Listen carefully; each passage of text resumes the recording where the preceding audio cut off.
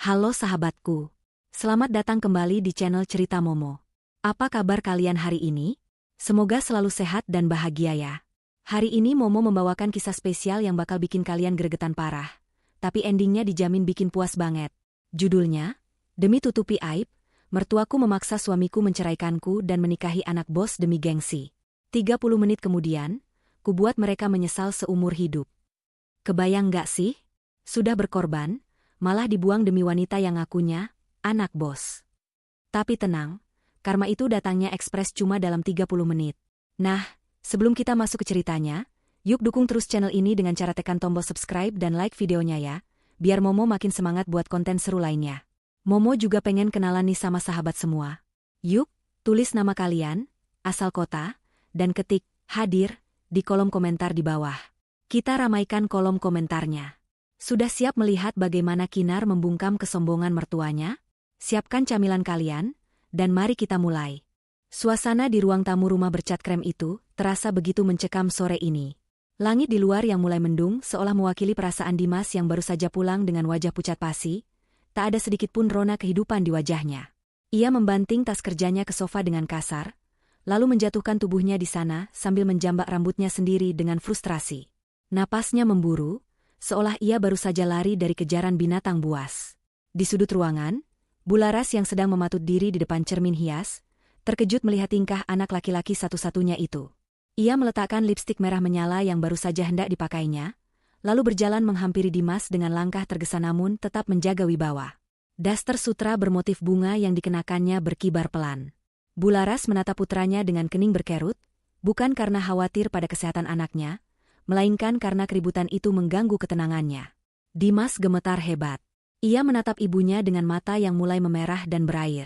Tanpa aba-aba, laki-laki itu tiba-tiba bersimpuh di kaki ibunya, memeluk lutut wanita parubaya itu dengan erat. Suaranya parau dan pecah saat ia mulai berbicara.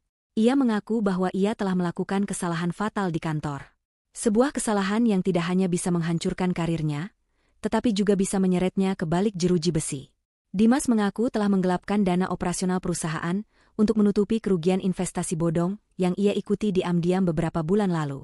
Awalnya ia berpikir bisa mengembalikannya saat keuntungan cair, tapi ternyata ia tertipu, dan sialnya, audit perusahaan dilakukan lebih cepat dari jadwal. Mendengar pengakuan itu, Bularas bukannya memeluk anaknya, melainkan mundur selangkah dengan mata melotot lebar. Wajahnya merah pada menahan amarah. Bukan marah karena anaknya mencuri, tapi marah karena bayangan rasa malu yang akan menimpanya. Ia langsung membayangkan bagaimana reaksi teman-teman sosialitanya, jeng-jeng arisannya, dan tetangga-tetangga yang selama ini selalu ia pameri tentang kesuksesan Dimas sebagai asisten manajer. Bularas berteriak histeris, menanyakan bagaimana Dimas bisa sebodoh itu. Ia mencengkram bahu anaknya, mengguncangnya keras, menuntut jawaban bagaimana cara menutupi aib ini sebelum berita menyebar. Bagi Bularas, kehormatan dan gengsi adalah segalanya di atas kebenaran. Di tengah keributan itu, Kinar muncul dari arah dapur dengan nampan berisi segelas air putih. Wajahnya tenang, teduh, tanpa riasan tebal seperti mertuanya. Kinar mengenakan pakaian rumahan yang sederhana namun rapi. Ia sudah mendengar semuanya dari balik tembok dapur tadi. Dengan langkah pelan, ia meletakkan gelas itu di meja, lalu duduk di samping Dimas, mengusap punggung suaminya dengan lembut. Sentuhan Kinar yang menenangkan justru ditepis kasar oleh Dimas. Laki-laki itu sedang kalut, dan kehadiran Kinar yang terlihat tenang justru membuatnya semakin merasa tertekan. Kinar menarik napas panjang, mencoba tetap sabar. Ia tahu suaminya sedang dalam masalah besar. Dengan suara lembut, Kinar bertanya berapa jumlah uang yang harus dikembalikan ke perusahaan agar Dimas tidak dilaporkan ke polisi. Dimas menjawab dengan suara tertahan, menyebutkan angka 150 juta rupiah. Angka yang sangat besar bagi mereka saat ini, mengingat gaya hidup Bularas yang boros selalu menggerogoti gaji Dimas setiap bulannya. Dimas menangis, mengatakan bahwa jika besok pagi uang itu tidak ada di rekening perusahaan, surat pemecatan dan laporan polisi akan dilayangkan. Mendengar keputusasaan itu, Kinar memberanikan diri untuk berbicara. Ia menatap mata suaminya lekat-lekat, lalu beralih menatap ibu mertuanya. Kinar berkata bahwa ia memiliki tabungan. Uang itu adalah simpanan darurat yang ia kumpulkan sedikit demi sedikit dari sisa uang belanja yang sering dipotong Bularas, ditambah sedikit warisan dari almarhum ayahnya yang selama ini ia rahasiakan demi keamanan. Kinar menawarkan uang itu untuk membantu menutup sebagian masalah Dimas. Ia berkata bahwa ia bisa mencairkan 50 juta rupiah sekarang juga. Namun, bukannya bersyukur, Bularas justru tertawa sinis. Tawa yang menyakitkan hati. Wanita itu menatap Kinar dari ujung kepala hingga ujung kaki dengan tatapan meremehkan. Bularas mencibir, mengatakan bahwa uang 50 juta itu tidak ada artinya. Ia menghina Kinar dengan kata-kata pedas, menyebut menantunya itu sok pahlawan dengan uang receh. Bularas mengatakan bahwa masalah ini butuh ratusan juta, bukan uang receh hasil mengirit belanja dapur yang rasanya hambar itu. Dimas pun ikut terdiam, tidak membela istrinya sama sekali, seolah setuju bahwa bantuan Kinar memang tidak berarti apa-apa dibandingkan besarnya masalah yang ia hadapi. Kinar hanya terdiam, menelan ludah yang terasa pahit. Padahal, di dalam hatinya, ia tahu ia bisa saja menyelesaikan masalah ini dalam satu kali jentikan jari. Sebagai pemegang saham mayoritas di perusahaan tempat Dimas bekerja, Kinar bisa saja menelepon direksi saat itu juga. Namun, ia menahan diri. Ia ingin melihat sejauh mana suami dan mertuanya ini menghargai usahanya. Ia ingin melihat apakah ada sedikit saja rasa syukur di hati mereka. Tapi nyatanya, yang ia dapatkan hanyalah cacian. Bularas terus mengomel, mondar-mandir di ruang tamu seperti setrika panas, menyalahkan Kinar yang dianggapnya tidak membawa keberuntungan bagi keluarga. Menurut Bularas, sejak Dimas menikahi Kinar, rezeki anaknya jadi seret dan banyak masalah. Padahal kenyataannya gaya hidup Bularaslah yang menjadi beban utama. Sore itu berakhir dengan keputusan sepihak dari Bularas. Ia melarang Dimas menerima uang, receh, dari Kinar karena gengsi. Ia tidak mau orang tahu bahwa mereka harus berhutang atau memakai uang istri yang selama ini ia anggap miskin. Bularas bertekad akan mencari jalan lain, jalan yang menurutnya lebih berkelas, meskipun ia sendiri belum tahu caranya. Sementara Dimas masih terduduk lemas di lantai, Kinar bangkit berdiri dan kembali ke dapur membawa gelas air yang tak disentuh suaminya. Di balik punggung mereka, tatapan Kinar berubah tajam. Ia bergumam pelan, sangat pelan hingga tak ada yang mendengar, bahwa kesempatan pertama sudah mereka buang. Langit di luar semakin gelap, segelap hati Bularas yang sedang merencanakan sesuatu demi menyelamatkan nama baiknya, tanpa peduli siapa yang akan ia korbankan selanjutnya. Matahari belum tinggi benar ketika sebuah mobil sedan hitam mengkilap berhenti tepat di depan pagar rumah. Suara mesinnya yang halus namun bertenaga membuat Bularas, yang sejak pagi mondar-mandir gelisah di ruang tamu, langsung melongo ke jendela. Matanya membulat sempurna saat melihat siapa yang turun dari kendaraan mewah itu. Seorang wanita muda dengan penampilan bak model papan atas melangkah anggun. Kacamata hitam bermerek bertengger di hidungnya. Sepatu hak tingginya mengetuk aspal dengan irama percaya diri, dan tas tangan yang dijinjingnya jelas berharga puluhan juta rupiah. Itu adalah Siska, rekan kerja baru di kantor Dimas yang belakangan ini sering disebut-sebut namanya karena gaya hidupnya yang glamor. Bularas bergegas membuka pintu, senyumnya merekah lebar, seolah lupa bahwa semenit yang lalu ia masih memaki-maki nasib buruknya. Ia menyambut Siska dengan keramahan yang dibuat-buat, mempersilakan tamu istimewa itu masuk ke ruang tamu yang kini terasa sempit dibandingkan pesona kemewahan yang dibawa Siska. Dimas yang masih meringkuk lesu di sofa langsung terperanjat. Wajahnya semakin pucat melihat Siska ada di sana, takut rekan kerjanya itu datang untuk menagih pertanggungjawaban atau membawa kabar buruk dari kantor. Namun, Siska justru tersenyum manis, senyum yang penuh arti dan menyiratkan kekuasaan. Tanpa basa-basi, setelah duduk dengan anggun dan menolak halus minuman yang disuguhkan Kinar dengan lambaian tangan meremehkan, Siska mulai berbicara. Suaranya terdengar renyah dan penuh percaya diri. Ia menatap Dimas lekat-lekat, lalu beralih menatap Bularas yang duduk di samping anaknya dengan penuh harap. Siska mengaku bahwa ia sudah tahu semua masalah yang menimpa Dimas. Ia tahu soal audit mendadak dan uang 150 juta yang hilang. Bularas hampir pingsan mendengarnya, takut Siska adalah utusan polisi. Namun, Siska tertawa kecil, suara tawanya terdengar seperti denting koin emas di telinga Bularas. Siska kemudian membuka rahasia besar yang membuat jantung Bularas berdegup kencang karena girang. Wanita muda itu mengaku bahwa ia sebenarnya bukan sekadar karyawan biasa. Ia adalah putri tunggal Pak Hermawan, pemilik perusahaan tempat Dimas bekerja. Siska bercerita bahwa ia sengaja menyamar menjadi staf biasa atas perintah ayahnya untuk memantau kinerja karyawan dari bawah. Siska mengklaim bahwa ia memiliki kuasa penuh untuk mengatur laporan keuangan dan menghapus jejak kesalahan Dimas seolah-olah tidak pernah terjadi apa-apa. Bahkan, ia menjanjikan posisi manajer cabang untuk Dimas bulan depan, posisi yang selama ini hanya bisa Dimas impikan dalam tidurnya. Mendengar pengakuan itu, mata Bularas berbinar terang, seolah baru saja melihat tumpukan emas batangan jatuh dari langit. Masalah yang tadinya terasa seperti gunung batu yang menghimpit dada, kini rasanya seringan kapas. Dimas pun menatap Siska dengan tatapan tak percaya sekaligus penuh harapan. Ia melihat Siska bukan lagi sebagai rekan kerja, melainkan dewi penyelamat yang turun ke bumi. Namun, Siska belum selesai bicara. Ia menyandarkan punggungnya ke sofa, menatap kuku-kukunya yang terawat rapi, lalu melirik tajam ke arah dapur, tempat Kinar berdiri mematung mendengarkan pembicaraan mereka. Siska mengajukan syarat. Syarat yang diucapkannya dengan nada manja namun mematikan. Ia bersedia membereskan semua kekacauan Dimas, melunasi hutangnya, dan mengangkat derajat keluarganya, asalkan Dimas menjadi miliknya. Siska mengaku sudah lama menaruh hati pada Dimas, namun ia gengsi karena statusnya sebagai anak bos. Kini, ia memberi ultimatum.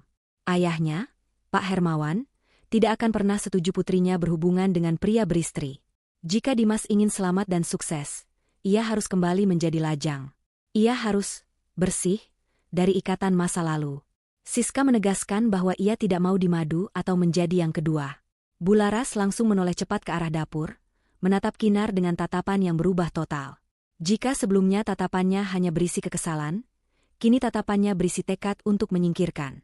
Di mata Bularas, Kinar kini hanyalah kerikil tajam yang menghalangi jalan emas putranya. Kinar yang sedari tadi diam, merasakan dadanya sesak. Ia melihat gelagat suaminya yang mulai goyah. Dimas tidak membentak Siska atau membela pernikahannya, laki-laki itu justru menunduk, seolah sedang menimbang-nimbang tawaran yang menggiurkan itu.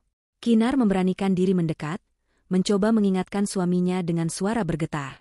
Ia bertanya apakah Dimas percaya begitu saja pada orang yang baru dikenal. Namun, belum sempat Dimas menjawab, Bularas sudah memotong dengan suara tinggi.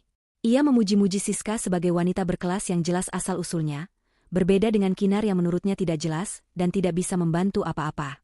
Siska tersenyum penuh kemenangan melihat pembelaan Bularas. Ia bangkit berdiri, merapikan roknya, dan berkata bahwa ia memberi waktu bagi Dimas dan ibunya untuk berpikir. Sebelum melangkah pergi, Siska sempat berbisik di telinga Bularas bahwa jika Dimas setuju, ia akan langsung mentransfer uang pelunasan itu hari ini juga, bahkan memberi bonus untuk belanja bulanan Bularas. Pintu tertutup, meninggalkan aroma parfum mahal Siska yang tertinggal di ruangan, dan benih kehancuran rumah tangga Kinar yang mulai tumbuh subur di hati mertuanya. Sepeninggal Siska, jejak parfum mahalnya masih tertinggal di ruang tamu, seolah menjadi pengingat akan tawaran menggiurkan yang baru saja dilontarkan. Suasana rumah bukan menjadi tenang, melainkan semakin panas, seakan ada bara api yang menyala di antara mereka bertiga. Bularas tidak membuang waktu sedetik pun. Begitu suara mobil Siska menjauh, ia langsung memutar tubuhnya menghadap Dimas. Matanya nyalang penuh tuntutan. "Kamu dengar sendiri kan, Dimas?" Suara Bularas melengking, memecah kesunyian. Ia menunjuk ke arah pintu di mana Siska baru saja keluar. Itu yang namanya rezeki nomplok. Kesempatan emas tidak datang dua kali. Sekarang ibu tanya, kamu mau mendekam di penjara, makan nasi cadong, dan bikin ibu mati berdiri karena malu? Atau kamu mau hidup enak, jadi manajer, dan punya istri anak konglomerat? Dimas menunduk dalam, kedua tangannya meremas rambutnya yang berantakan. Pikirannya kalut. Bayangan jeruji besi yang dingin dan suram membuatnya merinding ketakutan. Di sisi lain, wajah Kinar, istri yang sudah mendampinginya selama 3 tahun ini, melintas di benaknya. Namun, rasa takut dan keserakahan mulai menggerogoti hati nuraninya perlahan-lahan. Kinar, yang masih berdiri di ambang pintu dapur, mencoba mendekat. Ia membawa segelas teh hangat untuk menenangkan suaminya, meski hatinya sendiri sedang hancur. "Mas," panggil Kinar lembut, mencoba menyentuh lengan suaminya. "Jangan ambil keputusan saat sedang emosi. Kita bisa cari jalan lain. Aku bisa jual perhiasan peninggalan almarhumah ibuku, atau kita pinjam ke saudara." Belum selesai Kinar bicara, Bularas sudah menyambar dengan bentakan keras. "Halah, berapa sih harga perhiasan ibumu itu? Paling cuma cukup buat beli kerupuk. Masalah Dimas ini ratusan juta, Kinar, ratusan juta. Kamu mau jual diri pun belum tentu cukup." Kata-kata kasar itu meluncur begitu saja tanpa saringan, menancap tepat di ulu hati Kinar. Bularas beralih mencengkeram bahu Dimas, mengguncangnya kasar. "Dengar ibu, Dimas. Istri itu bisa dicari lagi. Tapi kalau karirmu hancur, namamu busuk, siapa yang mau sama kamu? Siska itu anak Pak Hermawan. Bapaknya bos kamu. Kalau kamu nikah sama dia, hidup kita terjamin 7 turunan. Ibu nggak perlu lagi pusing mikirin arisan atau utang panci. Kamu harus cerdas." Tekanan itu datang bertubi-tubi. Ponsel Dimas tiba-tiba bergetar di atas meja. Sebuah pesan masuk dari Siska. Dimas melirik layar ponselnya. Pesan itu berisi foto sebuah kunci mobil mewah dengan caption singkat. Hadiah kecil buat kamu, kalau kamu sudah siap melangkah maju bersamaku. Jangan bikin aku nunggu lama, sayang. Mata Dimas membelalak. Godaan itu begitu nyata. Mobil impiannya ada di depan mata, hanya berjarak 1 tanda tangan di surat cerai. Perlahan, sikap Dimas mulai berubah. Tubuhnya yang tadi gemetar ketakutan kini mulai tegak. Ia menoleh menatap Kinar, namun kali ini tidak ada kehangatan di matanya. Tatapan itu dingin, asing, dan penuh perhitungan.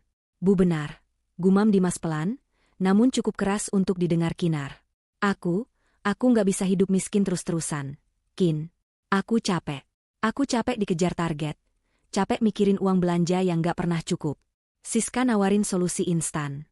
Dia bisa jamin masa depanku. Kinar tertegun. Ia tak menyangka suaminya akan serapuh itu imannya. Jadi kamu lebih percaya janji manis wanita yang baru kamu kenal daripada istri yang menemanimu dari nol? Mas? Tanya Kinar, suaranya bergetar menahan tangis. Jangan dramatis.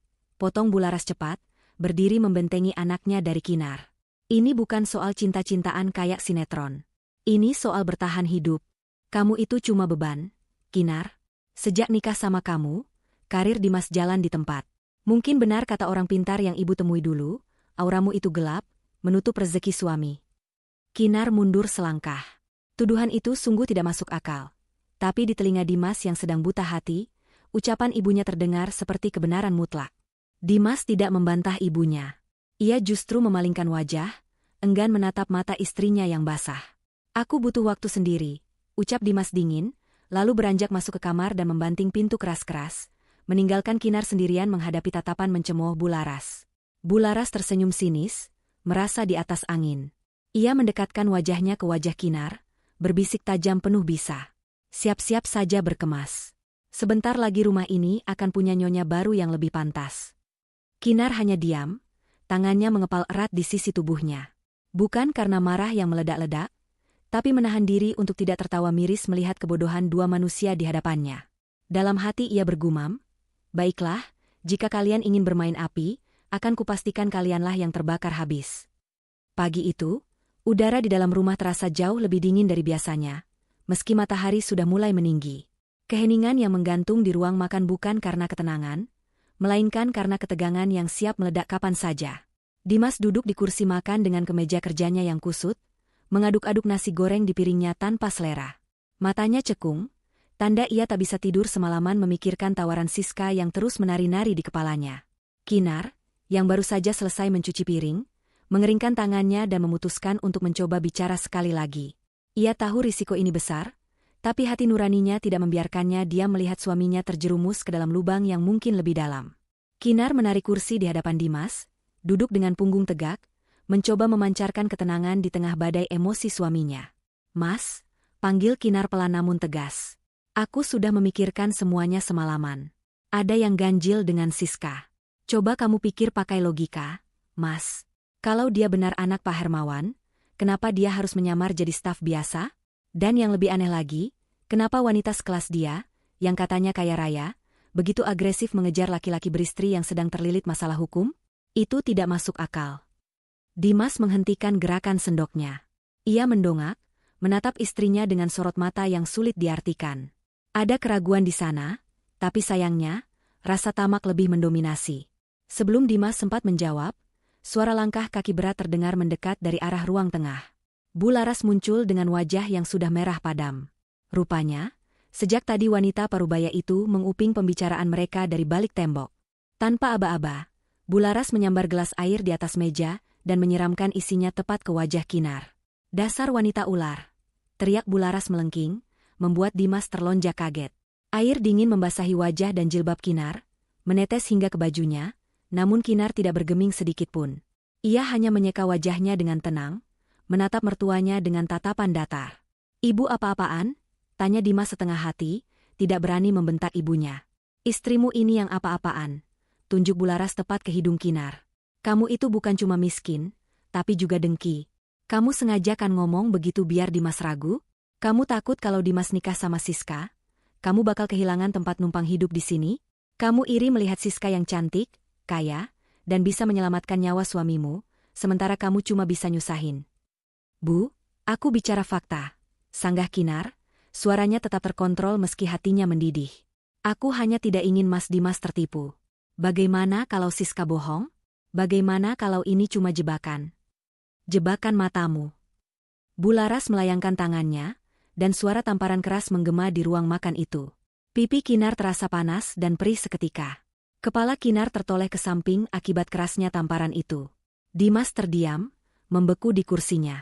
Ia melihat istrinya ditampar, tapi mulutnya terkunci rapat. Ketakutannya pada ibunya dan harapannya pada uang Siska membuatnya bisu. Dengar ya, desis Bularas, mendekatkan wajahnya ke wajah Kinar yang kini memerah. Siska itu harapan satu-satunya keluarga ini. Dia bawa kunci mobil, dia bawa janji pelunasan hutang. Kamu bawa apa? Masalah. Sejak Dimas nikah sama kamu, rezekinya seret. Kamu itu pembawa sial. Penghalang kesuksesan suami. Harusnya kamu sadar diri, kalau kamu benar-benar cinta sama Dimas, kamu bakal mundur sukarela biar dia bahagia. Bularas menarik napas panjang, lalu menatap Dimas dengan tajam. Dimas, ibu nggak mau dengar lagi hasutan istri pembawa sialmu ini. Siska tadi telepon ibu, dia minta kepastian sebelum jam makan siang. Kalau kamu nggak ceraikan wanita ini sekarang juga, Siska bakal tarik semua tawarannya dan membiarkan kamu membusuk di penjara. Pilih sekarang, Dimas. Ibumu atau wanita ini? Dimas menatap Kinar yang masih memegangi pipinya yang merah. Di mata Kinar, Dimas tidak lagi melihat cinta, melainkan melihat penghalang. Bayangan mobil mewah, jabatan manajer, dan kebebasan dari hutang menutupi akal sehatnya. Perlahan, sorot mata Dimas berubah menjadi dingin dan asing, seolah Kinar adalah orang asing yang baru ia temui di jalan. Maaf, Kin, ucap Dimas lirih, namun kata-katanya setajam sembilu. Ibu benar. Kamu memang tidak pernah mendukung impianku. Mungkin memang kita tidak jodoh. Aku tidak bisa hidup dalam ketakutan dan kemiskinan terus-menerus. Aku butuh Siska. Kinar menurunkan tangannya dari pipi. Ia menatap suami dan mertuanya bergantian. Tidak ada air mata yang jatuh kali ini. Rasa sakit di hatinya perlahan membeku menjadi sebuah ketetapan hati yang kuat. Ia sadar, tidak ada gunanya lagi berdebat dengan orang yang sudah dibutakan oleh dunia. Kinar menegakkan punggungnya, menatap mereka dengan sorot mata yang berbeda dari biasanya. Sorot mata seorang penguasa yang sedang melihat bawahan yang membangkang, meski mereka belum menyadarinya. Baiklah, ucap Kinar pelan, suaranya dingin menusuk tulang. Kalau itu mau kalian. Anggap saja tamparan tadi adalah tanda putusnya rasa hormatku pada ibu, dan ucapanmu tadi, Mas, adalah tanda matinya kesetiaanku. Lanjutkan rencanamu. Aku tidak akan menghalangi lagi. Siang itu, matahari bersinar terik, seolah ikut memanaskan suasana di dalam rumah tipe 36 yang kini terasa sesak oleh ambisi dan pengkhianatan. Siska sudah kembali duduk di sofa ruang tamu, kali ini dengan gaya yang jauh lebih angkuh. Ia menyilangkan kakinya yang jenjang, sesekali melirik jam tangan emas yang melingkar di pergelangan tangannya, memberikan sinyal bahwa waktunya sangat berharga dan tidak boleh disia-siakan untuk drama murahan. Di hadapannya, Bularas tampak sibuk menyuguhkan camilan toples yang baru saja ia beli di warung depan, berusaha menjamu calon menantu kaya, itu sebaik mungkin. Sementara itu, Dimas berdiri kaku di tengah ruangan. Keringat dingin mengalir di pelipisnya. Tatapannya berpindah-pindah antara Siska yang menatapnya menuntut, dan Kinar yang duduk tenang di kursi kayu sudut ruangan dengan tangan terlipat di pangkuan. Jadi, bagaimana, Dimas? Suara Siska memecah keheningan. Nadanya terdengar bosan namun mengintimidasi. Aku tidak punya waktu seharian. Papa sudah menunggu di kantor untuk tanda tangan surat promosimu. Tapi ingat, surat itu hanya akan turun kalau statusmu sudah jelas. Aku tidak mau pacaran sama suami orang. Mendengar kata promosi dan Papa, Bularas langsung menyenggol lengan anaknya. Tunggu apa lagi, Dimas? Jangan bikin Nak Siska kecewa. Kesempatan emas itu ada di depan mata. Jangan sampai melayang cuma gara-gara kamu nggak tegas sama wanita yang nggak berguna ini. Bularas melirik sinis ke arah Kinar. Dimas menarik napas panjang, mengumpulkan sisa-sisa keberaniannya, atau lebih tepatnya, sisa-sisa ketamakannya. Ia memantapkan hati, membuang semua kenangan manis 3 tahun pernikahannya demi janji manis masa depan yang ditawarkan Siska. Dimas melangkah maju mendekati Kinar. Jarak mereka hanya 2 meter, tapi rasanya seperti terpisah jurang yang sangat dalam. Kinar, panggil Dimas, suaranya terdengar parau namun berusaha tegas. Maafkan aku, tapi aku harus realistis. Cinta saja tidak bisa bikin perut kenyang, tidak bisa bayar hutang, dan tidak bisa menyelamatkan aku dari penjara. Kinar mendongak, menatap mata suaminya lurus-lurus. Tidak ada air mata di sana, hanya ketenangan yang justru membuat nyali Dimas sedikit menciut. Langsung saja ke intinya. Mas, ucap Kinar datar. Dimas mengepalkan tangannya. Baik, mulai detik ini, aku menjatuhkan talak padamu. Kita cerai. Kalimat itu meluncur keluar, menggema di ruangan sempit itu, seolah memotong tali tak kasat mata yang selama ini mengikat mereka. Bularas langsung menepuk tangannya girang, seolah baru saja memenangkan lotre, sementara Siska tersenyum miring penuh kemenangan. Dimas melanjutkan ucapannya, kali ini dengan nada yang lebih menyakitkan, seolah ingin membenarkan tindakannya di hadapan nuraninya sendiri. Aku butuh wanita yang bisa menyelamatkan masa depanku, Kinar. Wanita yang punya kuasa, punya koneksi, dan bisa mengangkat derajatku. Bukan wanita yang bisanya cuma masak sop di dapur dan menghitung uang receh belanjaan. Kamu terlalu biasa untuk ambisiku yang sekarang. Hening sejenak. Angin berhembus pelan masuk melalui ventilasi, membawa debu jalanan. Kinar perlahan bangkit dari duduknya. Ia tidak mengamuk, tidak menjambak Siska, ataupun bersujud di kaki Dimas memohon belas kasihan seperti yang dibayangkan Bularas. Kinar justru merapikan jilbabnya dengan gerakan anggun. Baik, Mas. Talak sudah jatuh. Haram bagiku untuk berada di sini lebih lama lagi sebagai istrimu. Suara Kinar terdengar begitu dingin, menusuk tulang. Ia menatap Dimas, lalu beralih ke Bularas, dan terakhir mengunci pandangannya pada Siska. Kalian sudah memilih jalan kalian. Kalian memilih gengsi dan harta semu daripada ketulusan, lanjut Kinar. Satu pesanku, Mas. Jangan pernah menyesal. Karena begitu aku melangkah keluar dari pintu itu, tidak akan ada jalan untuk kembali. Dan kamu, Siska, nikmatilah kemenanganmu selagi bisa. Siska tertawa renyah, tawa yang terdengar sangat meremehkan.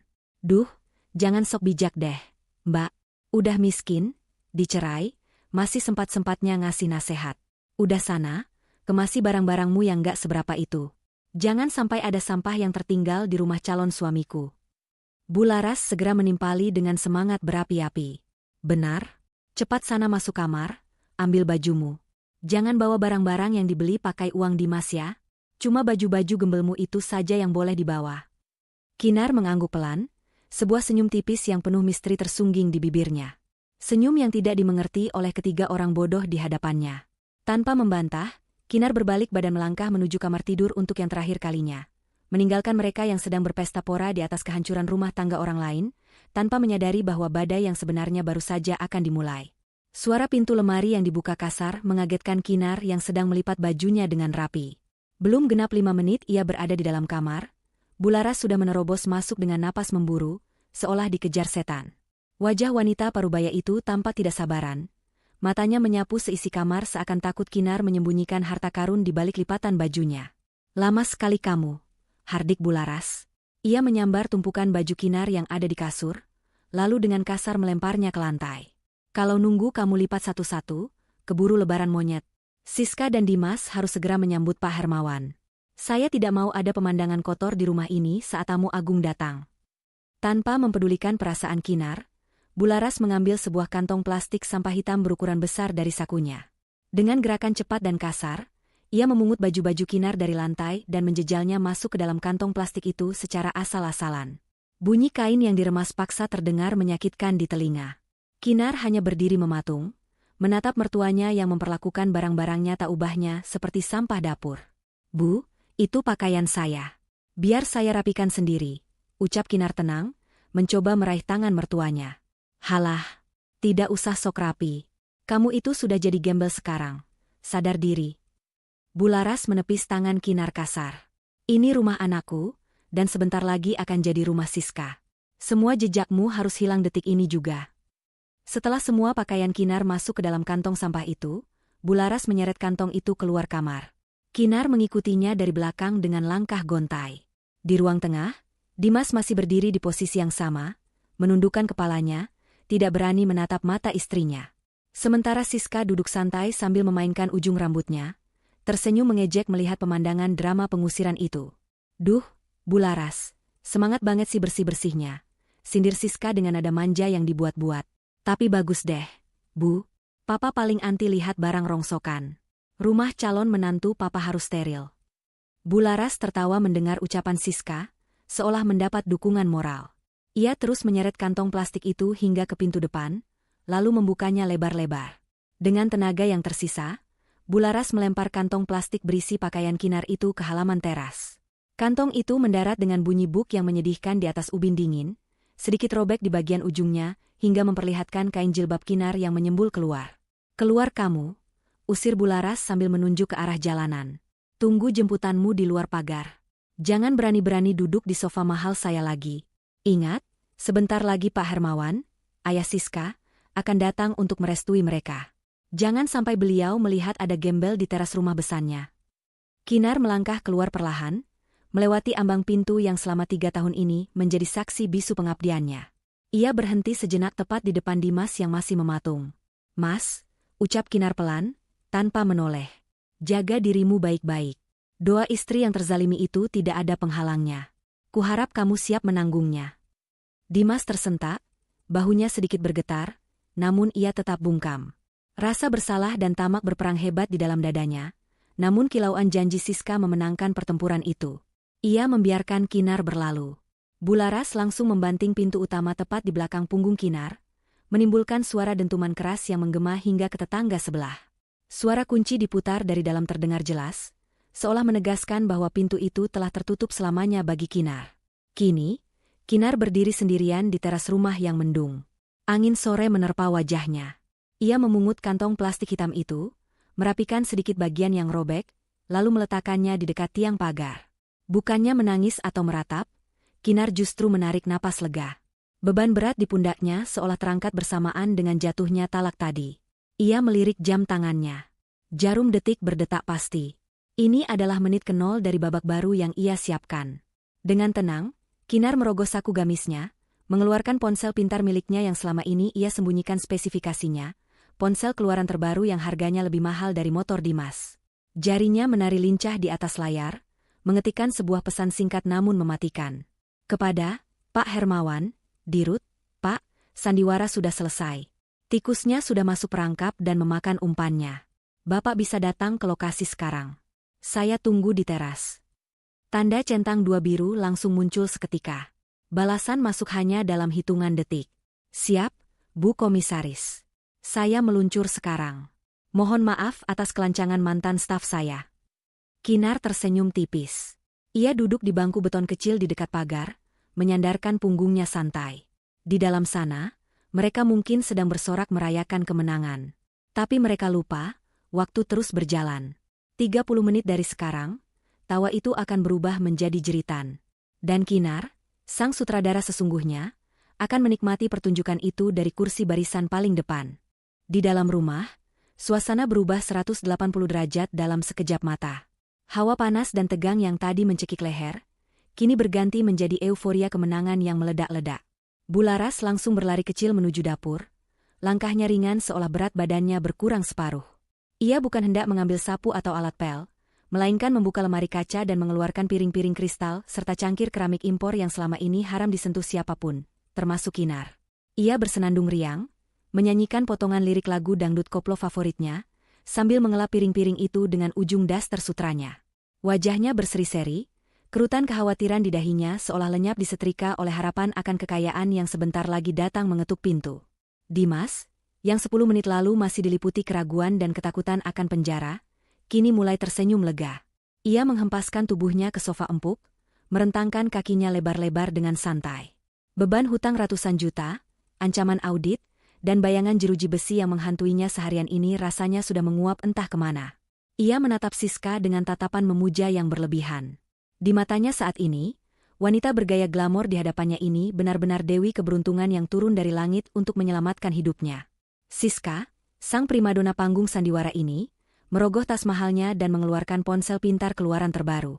Ia sengaja menekan tombol loudspeaker atau mengeraskan volume suaranya agar Dimas dan Bularas bisa mendengar percakapannya. "Sebentar ya, sayang, Bu. Aku telepon Papa dulu. Beliau pasti senang dengar kabar bagus ini," ucap Siska sambil mengedipkan sebelah matanya genit pada Dimas. Dimas langsung menegakkan punggungnya, jantungnya berdebar kencang penuh antisipasi. Ia membayangkan akan mendengar suara berwibawa Pak Hermawan, pemilik perusahaan raksasa tempatnya bekerja, orang yang selama ini hanya bisa ia lihat dari kejauhan saat pidato tahunan atau di majalah bisnis. "Halo, Pak?" sapa Siska dengan nada manja yang sangat meyakinkan pada ponsel yang ditempelkan di telinganya. Hening sejenak, seolah ada jawaban di seberang sana, padahal layar ponselnya gelap. "Iya, Pak. Siska sudah di rumah Dimas. Semuanya beres, Pak." Dimas sudah tegas. "Dia laki-laki hebat, Pak. Dia sudah single sekarang." "Iya, perempuan pembawa sial itu sudah diusir." Bularas yang sedang menata toples kue nastar dan kacang bawang di meja tamu langsung menghentikan kegiatannya. Ia menajamkan telinga, senyumnya makin lebar hingga gusi-gusinya terlihat jelas. Ia merasa bangga keputusan, cerdasnya, membuang Kinar langsung mendapat apresiasi dari Pak Hermawan. "Apa, Pak? Papa sudah dekat," seru Siska pura-pura kaget, matanya membelalak dramatis. "Oh, Papa mau langsung mampir ke sini sekarang? Buat kasih restu langsung dan tanda tangan surat promosi Dimas? Wah, asyik." "Iya, Pak. Siska tunggu ya. Hati-hati di jalan, Pak. Love you." Sambungan telepon dimatikan. Siska menatap Dimas dan Bularas dengan wajah bersinar penuh kemenangan. "Kalian dengarkan? Papa sedang on the way ke sini." Kebetulan beliau baru pulang meeting dari area dekat sini. Beliau tidak sabar ingin bertemu calon menantunya yang berani ambil keputusan tegas demi masa depan. "Ya ampun, Pak Hermawan mau datang ke gubuk kita ini." Bularas memekik histeris, tangannya gemetar saking senangnya. Ia langsung panik, memutar tubuhnya ke kanan dan ke kiri seperti gasing. "Aduh, Dimas, lihat penampilanmu. Kusut begitu, bau keringat lagi. Cepat ganti baju. Pakai kemeja batik yang paling bagus yang dulu ibu belikan. Sisir rambutmu yang rapi. Jangan bikin malu di depan calon mertua konglomerat." Dimas langsung melompat dari sofa seperti tersengat listrik. Ia berlari terbirit-birit menuju kamar untuk berganti pakaian. Sementara itu, Bularas semakin sibuk. Ia merapikan taplak meja, meluruskan letak vas bunga plastik, dan menyemprotkan pengharum ruangan secara berlebihan ke segala penjuru hingga baunya menyengat hidung. Ia ingin rumahnya wangi semerbak seperti lobi hotel bintang 5, untuk menyambut sang besan kaya raya. "Tenang saja, Bu," ucap Siska santai, mengambil kue nastar dari toples dan memakannya tanpa rasa bersalah. "Papa itu orangnya humble kok. Dia nggak suka formalitas yang kaku. Yang penting ketulusan dan kesetiaan." "Tetap saja, Nak Siska. Kita harus kasih kesan terbaik. Kesempatan tidak datang dua kali," sahut Bularas sambil menyisir rambutnya yang sedikit beruban dengan jari-jarinya. Ia kemudian berjalan tergesa ke jendela depan, menyibakkan gorden sedikit untuk mengintip keluar, memastikan jalanan bersih sebelum mobil mewah Pak Hermawan tiba. Matanya menangkap sosok Kinar yang masih duduk diam di bangku beton dekat pagar, bersandar pada tas plastik hitamnya yang menyedihkan. Pemandangan itu justru membuat tawa Bularas semakin pecah. Ia merasa seperti ratu di dalam istana yang sedang melihat pengemis hina di gerbangnya. "Lihat tuh, Nak Siska," tunjuk Bularas sambil terkekeh sinis. "Perempuan itu masih di sana. Persis kayak ayam kehujanan yang gak tahu arah pulang. Kasihan sekali. Padahal sebentar lagi akan ada iring-iringan mobil mewah masuk sini. Nanti dia pasti melongo kaget lihat betapa beruntungnya kamu, Dimas, bisa lepas dari dia dan dapat ganti yang berlian." Siska ikut mengintip dari balik bahu Bularas, lalu mendengus meremehkan. "Biarin aja, Bu. Biar dia jadi saksi mata kesuksesan Dimas. Itu hukuman yang pas buat orang yang gak tahu diri dan gak punya level."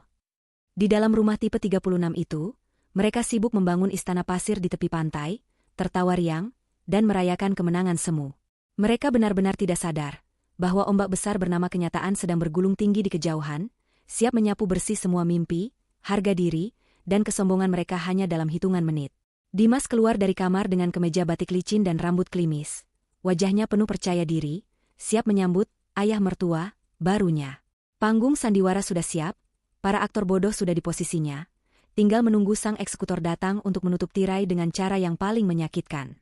Jarum jam di dinding terus bergerak maju, detiknya berbunyi seirama dengan detak jantung Dimas yang semakin kencang.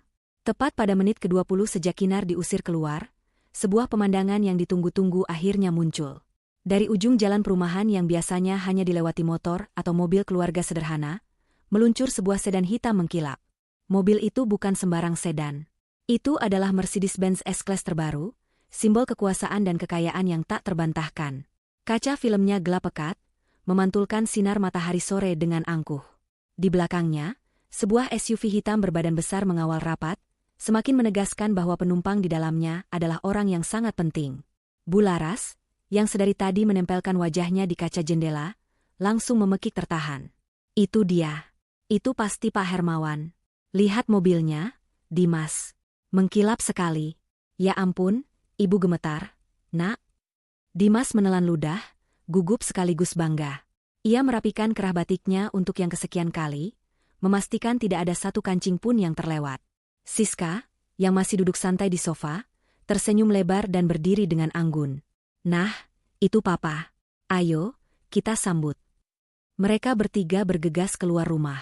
Bularas berjalan paling depan dengan langkah terburu-buru, diikuti Dimas yang berusaha terlihat gagah, dan Siska yang berjalan santai di belakang layaknya seorang putri raja.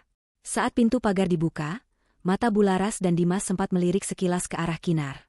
Kinar masih duduk di sana, di bangku beton kumuh di luar pagar. Ia tidak beranjak sedikitpun, bahkan saat mobil mewah itu berhenti tepat di depannya. Tatapan Kinar lurus ke arah mobil itu, wajahnya tenang, tanpa ekspresi kaget atau kagum yang diharapkan Bularas. Hal ini membuat Bularas semakin gemas ingin mengejek. Minggir kamu. Desis Bularas sambil menyenggol bahu Kinar kasar saat ia lewat. Jangan menghalangi jalan tamu agung. Sadar diri sedikit. Namun Kinar tidak bergeser. Ia hanya membetulkan posisi duduknya sedikit, memberi ruang yang cukup sempit, seolah menantang. Bularas tidak sempat marah lebih lanjut, karena pintu mobil sedan mewah itu sudah terbuka. Seorang sopir berseragam safari turun dengan sigap, berlari kecil memutar untuk membukakan pintu penumpang belakang. Kaki beralas sepatu pantofel kulit mengkilap menapak ke aspal. Keluarlah sosok Pak Hermawan. Pria parubaya itu tampak karismatik dengan setelan jas abu-abu tua yang dijahit sempurna pas di badan, jam tangan Rolex emas melingkar di pergelangan tangannya, dan aura kepemimpinan yang kuat memancar dari setiap geraknya. Dua orang pria berbadan tegap turun dari SUV pengawal, berdiri siaga di sisi kiri dan kanannya. Jantung Dimas rasanya mau copot. Itu benar-benar Pak Hermawan, bos besar di kantor pusat yang selama ini hanya ia lihat di layar proyektor saat rapat tahunan. Dan sekarang, orang nomor satu itu berdiri di depan pagar rumahnya yang sederhana. Bularas langsung maju dengan senyum paling manis yang ia bisa buat, tubuhnya membungkuk-bungkuk hormat berlebihan, persis seperti abdi dalam keraton. Selamat datang, Pak Besan. Maksud saya, Pak Hermawan yang terhormat. Suatu kehormatan besar Bapak Sudi mampir ke gubuk reot kami ini. Silakan, Pak, silakan masuk. Kami sudah siapkan sambutan sederhana. Dimas ikut membungkuk-kikuk, tangannya gemetar saat mencoba menyalami tangan Pak Hermawan. Selamat siang, Pak Dirut. Saya Dimas, staf bagian keuangan. Pak Hermawan menerima jabat tangan Dimas dengan cengkeraman yang kuat, namun wajahnya tidak tersenyum ramah. Alis tebalnya justru berkerut dalam, matanya menyapu sekeliling halaman dengan tatapan tajam dan menyelidik. Ia tidak langsung menjawab sapaan Bularas yang berapi-api itu. Tatapannya justru terhenti sejenak pada sosok Kinar yang duduk diam di samping tumpukan kantong sampah plastik hitam. Ada kilatan aneh di mata Pak Hermawan saat melihat Kinar, sebuah ekspresi yang sulit dibaca oleh Dimas. Antara terkejut, marah, atau hormat? Dimas tidak yakin, karena rasa takut dan grogi mengaburkan pandangannya. Mana putri saya? Suara Pak Hermawan terdengar berat dan berwibawa, memotong basa-basi Bularas. Bularas yang tidak peka dengan nada suara itu, langsung menunjuk Siska yang berdiri di belakang Dimas dengan bangga. Itu dia, Pak. Nak Siska ada di sini, sehat walafiat. Cantik sekali seperti bidadari, persis seperti Bapak. Siska melangkah maju sambil merentangkan kedua tangannya, siap memeluk papanya. Wajahnya berseri-seri penuh kemenangan. Papa. Akhirnya Papa sampai juga. Kenalkan, ini Dimas, calon suami Siska yang Siska ceritakan tadi di telepon. Dia sudah bereskan semua masa lalunya demi Siska, Pak. Siska bergerak mendekat untuk memeluk Pak Hermawan, namun sebuah pemandangan mengejutkan terjadi.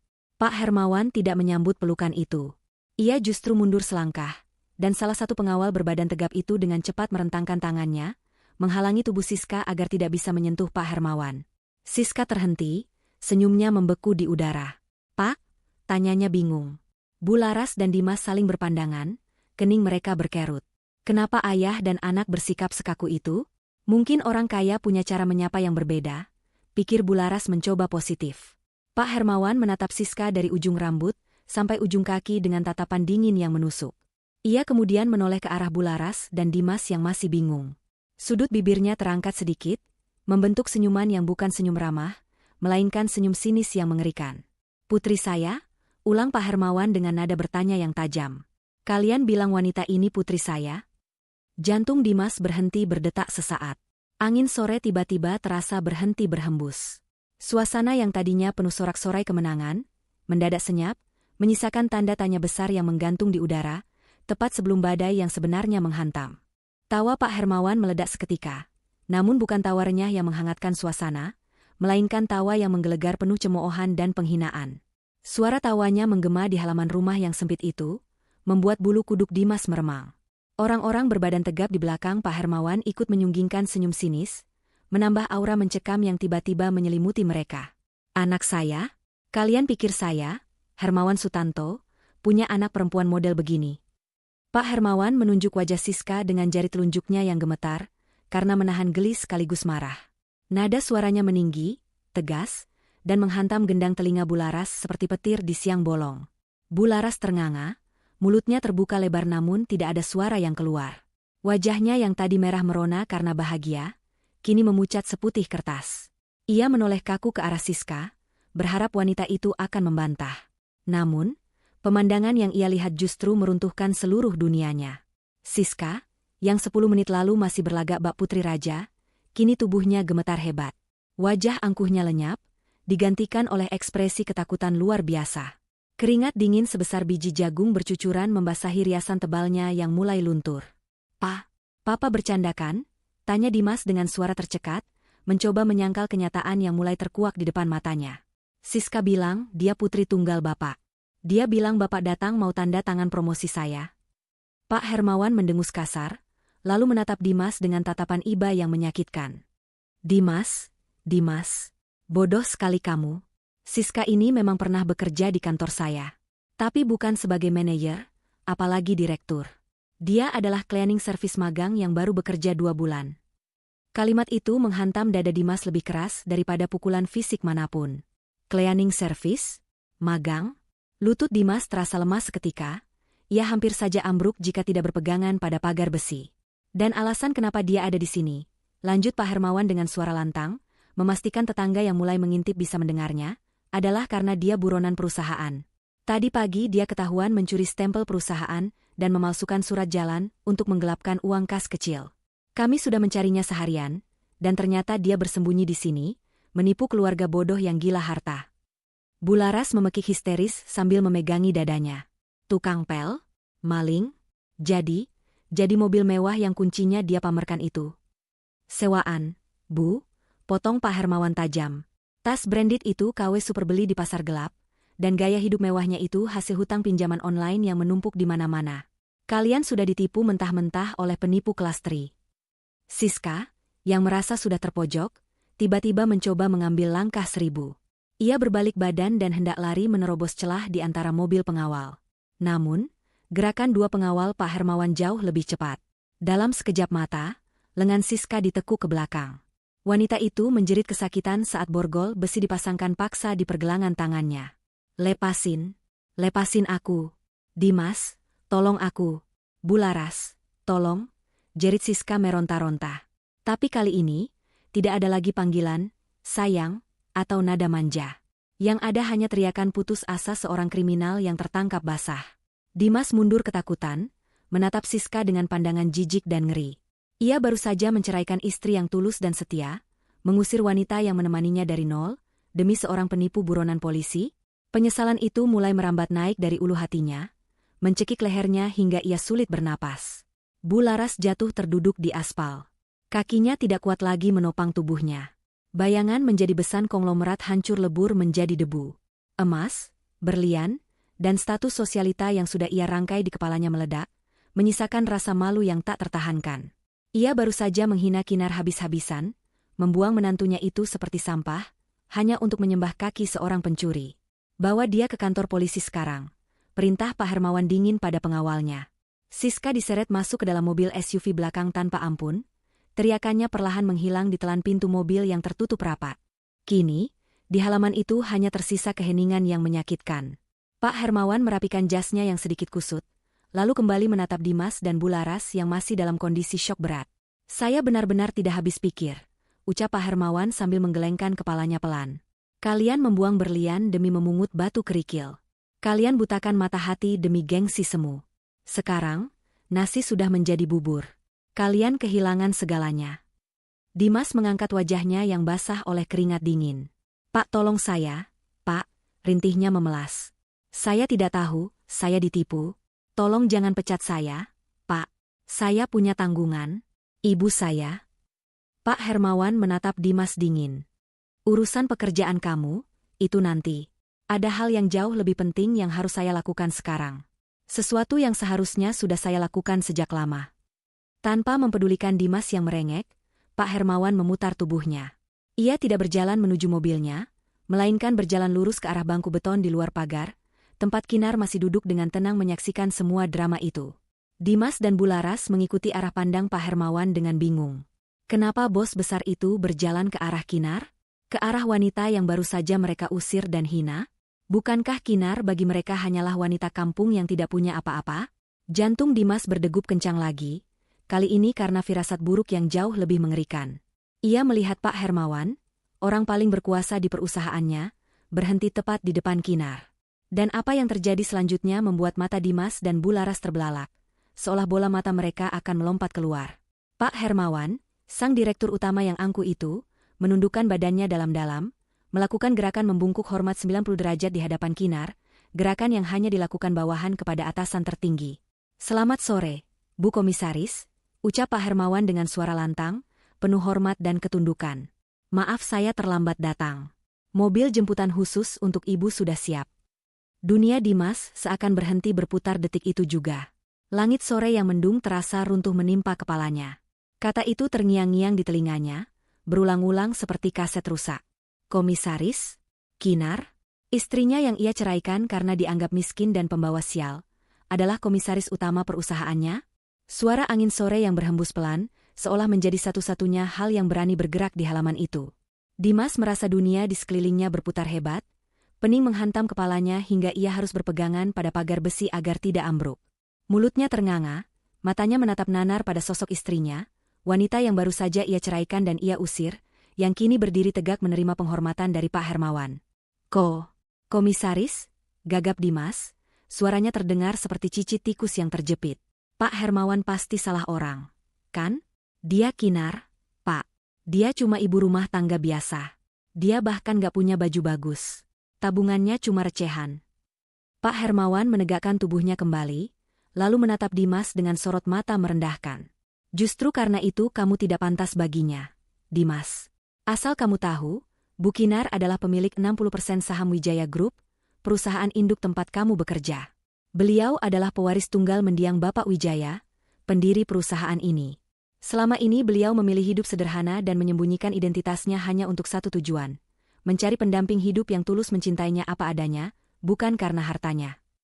Bularas, yang masih terduduk lemas di aspal, seketika wajahnya berubah pucat pasi seperti mayat. Matanya melotot horor menatap kantong plastik sampah hitam di dekat kaki Kinar. Kantong sampah yang berisi pakaian, gembel, itu ternyata milik seorang miliarder yang bisa membeli seluruh komplek perumahan ini tunai tanpa berkedip. Tubuh Bularas gemetar hebat, bukan karena dingin, tapi karena ketakutan yang menjalar hingga ke tulang sumsum. Ia baru saja meludahi langit, dan ludah itu kini jatuh tepat di wajahnya sendiri. Kinar melangkah maju perlahan. Aura kesederhanaan yang biasa ia tampilkan kini lenyap, berganti dengan harisma seorang pemimpin yang disegani. Ia menatap Dimas dan Bularas bergantian. Tatapannya datar, namun menghujam tajam. 3 tahun, Mas, ucap Kinar, suaranya tenang namun berwibawa. 3 tahun aku menahan diri untuk tidak menggunakan fasilitas kemewahanku. Aku memasak, mencuci, dan melayanimu serta ibumu dengan tanganku sendiri. Aku berharap, suatu hari nanti kalian bisa melihat ketulusanku. Tapi ternyata, yang kalian lihat hanyalah materi. Kinar merogoh saku gamisnya, mengeluarkan sebuah amplop tebal berwarna coklat. Ia melemparkan amplop itu ke hadapan Dimas. Amplop itu jatuh tepat di sepatu Dimas yang mengkilap. Buka, perintah Kinar singkat. Dengan tangan gemetar, Dimas memungut amplop itu dan membukanya. Isinya adalah selembar cek tunai senilai 150 juta rupiah dan bukti pelunasan hutang atas nama Dimas. Tanggal yang tertera di sana adalah hari ini. Itu hadiah ulang tahun pernikahan kita yang ketiga, Mas. Rencananya, sore ini aku akan memberikan itu padamu. Aku ingin melunasi hutang kantormu agar kamu tidak dipenjara, dan aku ingin mulai jujur tentang siapa aku sebenarnya. Lanjut Kinar, senyum miris tersungging di bibirnya. Air mata penyesalan mulai membanjiri wajah Dimas.